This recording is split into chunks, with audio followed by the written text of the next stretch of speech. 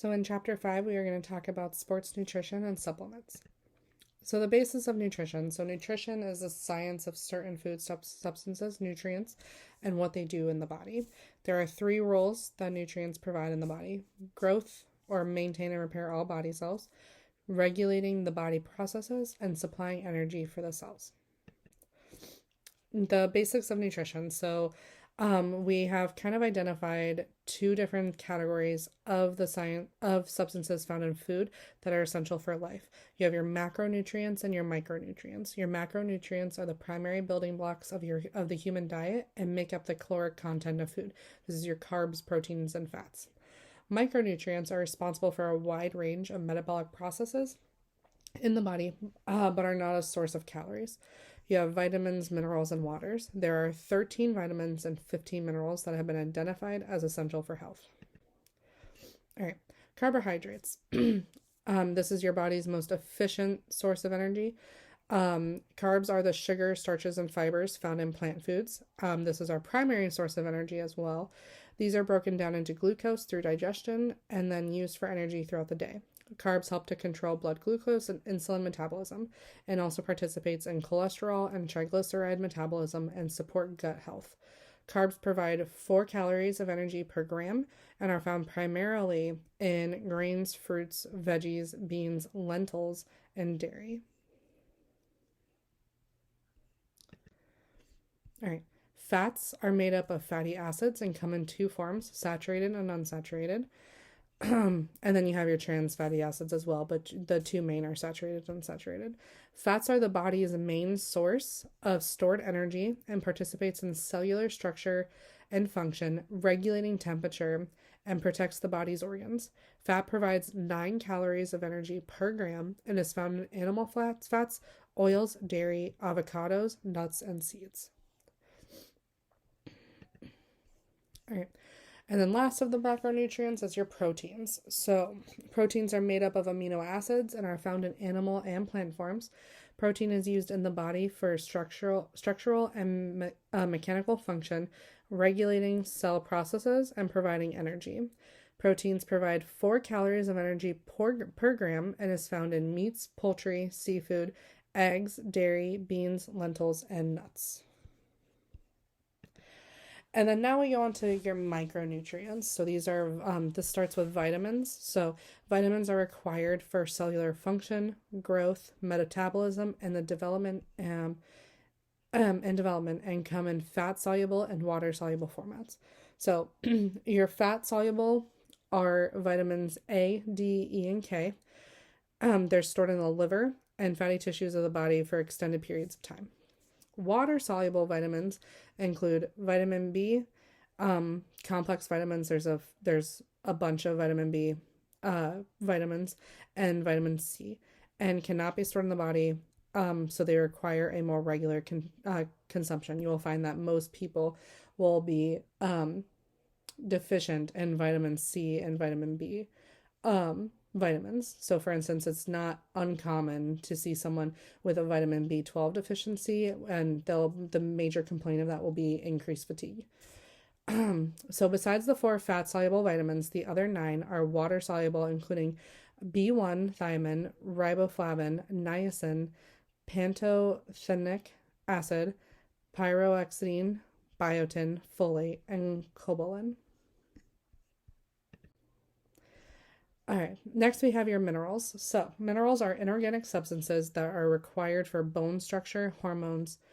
The essential minerals for the human body are calcium, phosphorus, sodium, potassium, magnesium, manganese, sulfur, chloride, iron, iodine, fluoride, zinc, copper, selenium, chromium, and cobalt.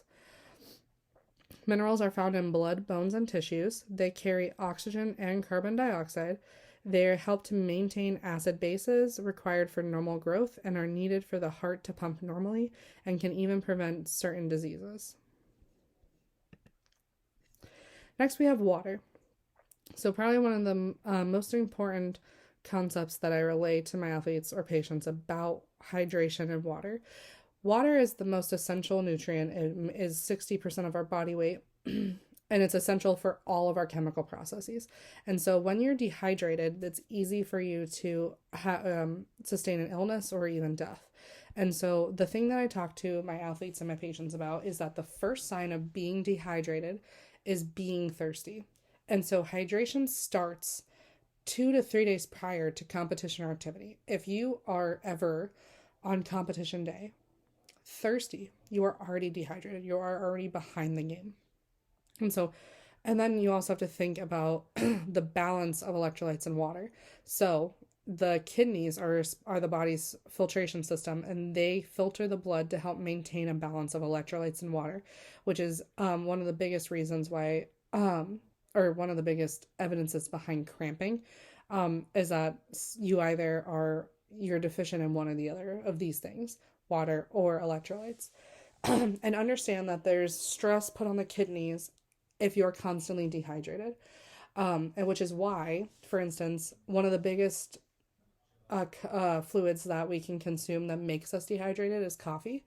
And so you can actually get kidney stones if you don't drink enough water and in turn are drinking more of those caffeinated drinks. You can see it with coffee, sodas, energy drinks, etc. All right. Vitamin supplements. So, vitamin supplementation can be helpful if the athlete is found to be deficient in a specific vitamin or mineral. However, many athletes believe that supplementation can lead to improved performance. This is inconclusive through the research, though. And then also, if you're not careful, fat soluble vitamins can become toxic because they're stored in the body for longer periods of time. And so if you are supplementing without proof of a deficiency, you can reach a toxicity level which is detrimental to the body. We always recommend that you try to eat a more balanced diet if you find that you're deficient in a certain vitamin or mineral. The absorption rate is a lot better for you to be able to get it just within your food. However, depending on how bad the deficiency is or if you're on a time crunch, vitamin supplementation is an option. All right, so calcium supplements. It's the most abundant mineral in the body, calcium. It's required for bone maintenance. So calcium is needed to strengthen and maintain those bones. The heart, muscles, and nerves also require amounts of calcium to function properly.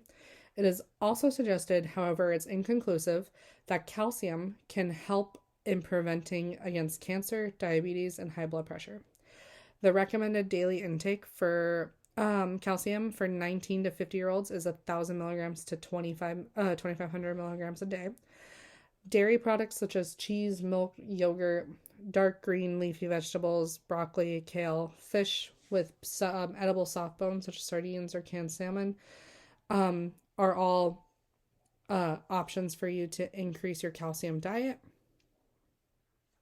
And then you have calcium fortified foods and beverages such as soy products, cereal, fruit juices, and milk substitutes are other avenues that you can take and incorporating in your diet as well.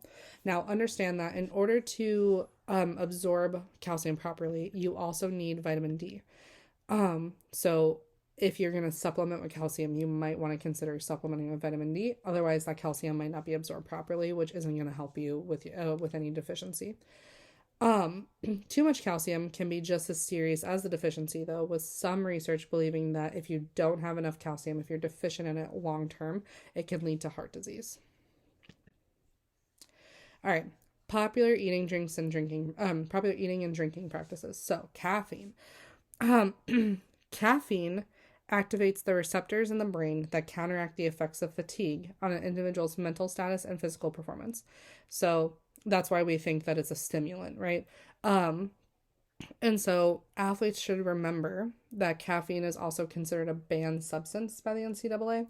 If a drug test shows a concentration higher than 15 micrograms per milliliter, it will be positive. Now, understand that in order to achieve this goal, you would need to ingest about 500 milligrams about 2 to 3 hours before a drug test. And so, for instance, or for reference, a Bang, 16 ounces, has 300 milligrams in it. And so understanding, especially nowadays with those energy drinks, that you basically only need to drink about 1.5 bangs for you to hit that 500 milligrams of caffeine. And I know many athletes who drink way more than that to stay alert. You might also notice that you will be more nervous, you'll be irritable, you have an increased risk of headaches if you're consuming too much caffeine. You also might develop a headache if you withdraw from caffeine. So if you drink a lot of caffeine a day, then if you suddenly stop that, then you might find that you have more of a headache and fatigue in those days that you cut yourself off. All right, energy drinks. So there's currently none to maybe a little bit of government regulation of energy drinks, with understanding their content labeling or health warnings. So the biggest concern with energy drinks that we have is when you mix caffeine, the energy drinks, with alcohol. And so when you add alcohol with caffeine, the caffeine can mask the depressant effects of alcohol, which can cause you to increase your consumption of alcohol and therefore increase your impaired function. Caffeine does not have the same effect on the metabolism of alcohol, so it does not sober you up or reduce impairment due to the alcohol consumption. All right, so alcohol. It provides energy for the body. It is 7 calories per gram of alcohol. There's not much nutritional value here. It is a depressant, so it does slow your reaction time, decrease your alertness, and decrease your coordination. It does increase your urine production. There is a diuretic effect of alcohol, and it's not recommended for the use of athletes before, during, or after physical activity. Many sports will, or teams will, implement a policy where it's understood it's 24 hours before competition, no alcohol consumption, or 48 hours before practice, something like that. It kind of depends on the team. All right, body composition. So your ideal body weight equals the age-related height and weight chart. This is inaccurate due to a broad ranges and failure to take individual body types into consideration. You much would rather go off of your health and performance rather than your body composition. There is a relationship in your body composition and fat tissue versus lean body tissue. So you average, or the recommended average is for females about 20 to 25% body fat, males 12 to 15% body fat. You should not fall between 5% and 12% for males and females respectively, because you have to understand that fat is everywhere in the body. So yes, you think about fat, excess fat that we carry mostly in our hips, our belly, excuse me, our arms, etc. However, there's a layer of fat that protects our organs. It's a padding for all of our organs. So just because you have to think about all of the layers. And so fat is deposited all over the body. It's not just held within our stomach. And so when you decrease the fat composition, you are decreasing the fat padding for those organs, which is essential. All right, so we have methods of weight loss. So exercise or dieting alone is ineffective over the long run. We know this. You need to have a combination of exercise and dieting in order to achieve effective weight loss. Dieting alone can also result in lean body tissue loss. So you should not drop below 1,000 to 1,200 calories for women and 1,200 to 1,400 calories for men. The key is obviously moderation. You don't really want to limit yourself to just a specific strict diet. That's not long-term useful. And so you need to have that combination, that balance between diet and exercise. And basically you just understand that you have to have a negative energy balance to achieve weight loss. You should lose or gain 1.5 to 2 pounds per week. Extreme dieting is considered anything higher than 2 pounds per week. And then if you lose up to about 4 to 5 pounds per week, you could just be dehydrated as well. You're losing that water weight. And it takes a lot of time to take off weight and to put weight on. So understanding that it's not going to happen overnight is essential. The other thing to remember is that dieting should also not be a goal during season. Most athletes struggle to ingest the amount of calories needed to maintain their weight during season due to the amount of calories burned during competition. So it's always recommended that an athlete stay within their calorie consumption, and not decrease their calorie consumption during competition just because the level of activity that you're playing at. All right, methods of weight gain. You should aim to increase lean body mass about 1 to 2 pounds per week.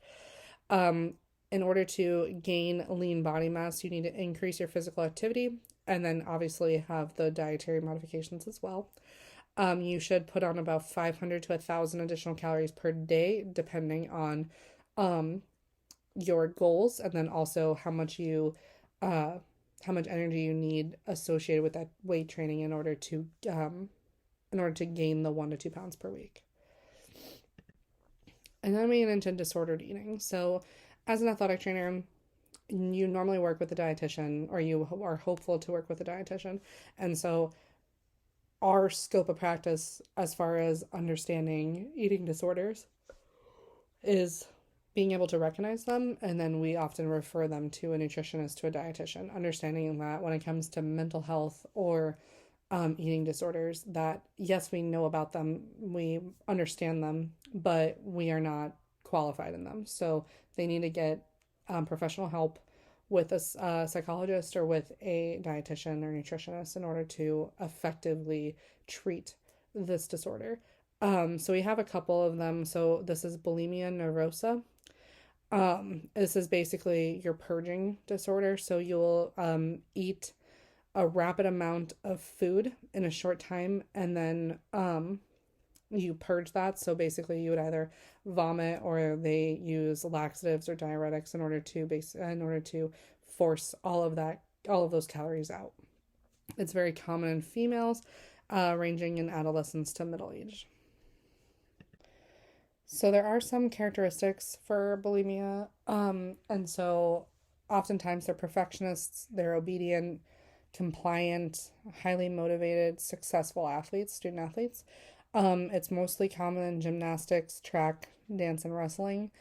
And then understand that um, bulimia can result in severe symptoms, including stomach ruptures, heart arrhythmias, sorry, liver damage, tooth decay from the acids, chronically inflamed mucosis lining of the mouth and throat, severe acid reflux, etc.